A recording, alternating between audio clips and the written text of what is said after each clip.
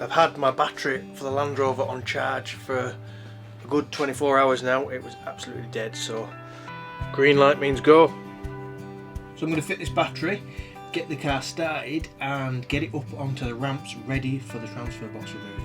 So just quickly before I get the battery on the car, I'm going to test it and just make sure that we've got 12.5 volts. Positive to positive, negative to negative. It's a good sign, showing more than 12.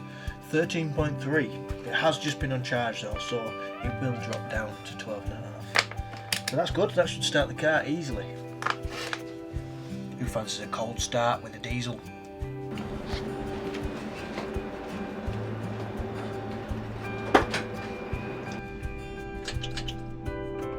Here we go.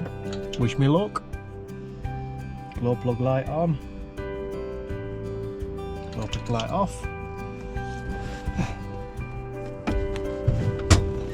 Wait and see.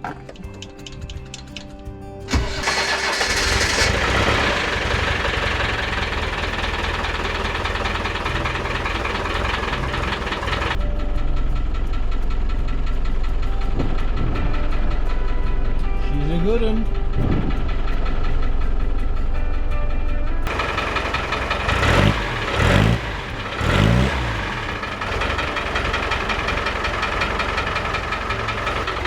You may also notice I've been messing about with the front end again.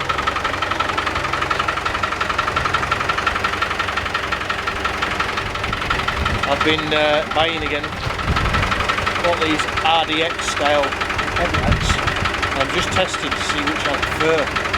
Whether I prefer the LED lights, these, or normal headlights. The plan is to paint the surrounds to match the colour of the car, so they're going to be green, and then obviously we're going to have either the LED lights or the halogens. I don't know which one I prefer though.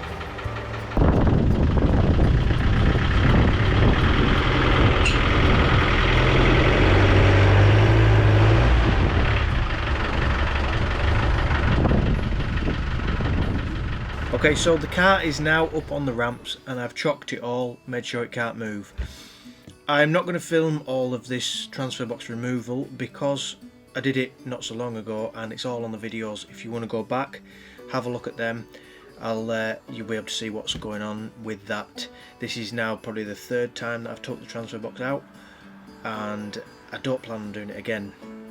I will just give you a bit of a rundown of what the plan is and how I'm going to go about it. So obviously the handbrake is attached to the drum at the back, which is attached to the transfer box, so the handbrake needs to be removed. So I need to make sure the car is nice and stable and is not going to move. So I've chocked the wheels. I'm also going to back my van up to it so it can't move anywhere, just for peace of mind while I'm under there. The next job is to remove the exhaust, take the exhaust system completely out from the downpipe right the way back. That gets it out of the way, gives us a bit of space. The next job is to remove both front and rear prop shafts. You may have to lift one of the rear wheels to rotate it so we can get to the bolts on the handbrake drum.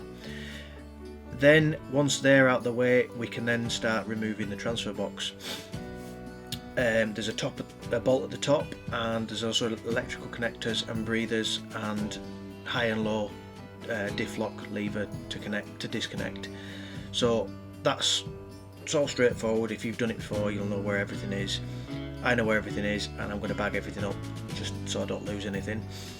The next job is to support the transfer box. I have a little jack that is a motorcycle jack actually, that I've mounted on some wheels that I can then lift it up and support the transfer box, undo it, and then just pull it out the way and drop it down, pull it out from underneath the car. That is the plan for that. Then I would suggest the cross member needs to be removed, and I'm also going to take the gearbox out because I need to look at the clutch as well. So take the cross member out, support the gearbox, and same thing, remove any bolts around the gearbox, the breathers, the slave cylinder.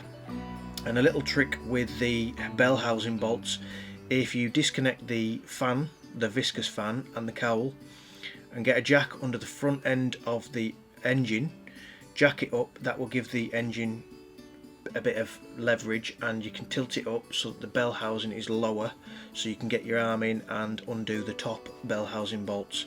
That's the only way I've found to do it, and it works every time, so it works. So then once I've done that, remove the gearbox, disconnect the clutch, and I need to assess the clutch to find that rattle. I'm putting it down to the release bearing, so I will check all that, get in touch with LOF and send them some pictures, show them what I've found, maybe release bearing, maybe get a new release bearing and the clip, put it all back together, gearbox back in. Transfer box wise, we are exchanging these two transfer boxes that I've got, the one that's in the car and the spare that I've got. They're both from Discoveries and they're a 1.2 ratio. I'm just going to swap it like for like, no frills, none of that stuff. I'm just going to swap it with a rebuilt one from Ashcroft. You've got peace of mind. It's a bit more money, but I've got the peace of mind and a bit of warranty, and I know that it's going to be done right. When they build them back up, they actually submerge them in water to see if there's any leaks anywhere, so I know that it's going to be right. I'm just going to have to take mine out and put that one in. Job done. Fill it with oil. Then once that's done, we can put it all back together and take it for a drive. Fingers crossed, everything's sorted, the noises are all gone, and we're all happy as Larry. I don't know who Larry is, but he's always happy, so as long as I'm like him, I'll be happy. Then we can get out and do some adventuring. So I'm not going to film any of that because, like I say, I filmed it all in the past. It's all there in videos if you want to watch them from last year. I don't want to be repeating my videos, I just want to make some better ones. So hopefully some of the adventuring ones will be better. Yeah, and then we can maybe have a look at these headlights that I've bought. I need to get sanding on them, get some spray paint that matches the car, and we'll get them matching. And then there's the bumper as well, the bumper issue. The front bumper doesn't seem to line up with the bottom of the headlights, I think possibly because they're a Discovery 2, and if you look at the Discovery 2 bumpers, they kind of go like that and then up. So I think I maybe need a Discovery 2 bumper, or maybe customise my own. Maybe have to spend some time making adjustments on mine, but we'll see. I may be going down the winch bumper route, I don't know. I'd quite like to keep it looking quite standard. I do like the Discovery 2 facelift bumpers. If I can fabricate a way of making that fit, that would be the ultimate option anyway. Anyway, that's the plan.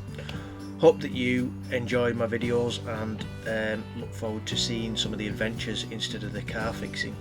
I know that they are handy, these car fixing videos, and I do quite like to look back on them to see the stuff that I've done on my car, but ultimately it is about getting out and enjoying the car and getting out into the wilderness and adventuring with the family. So that is the plan. That is why I'm not going to film it all.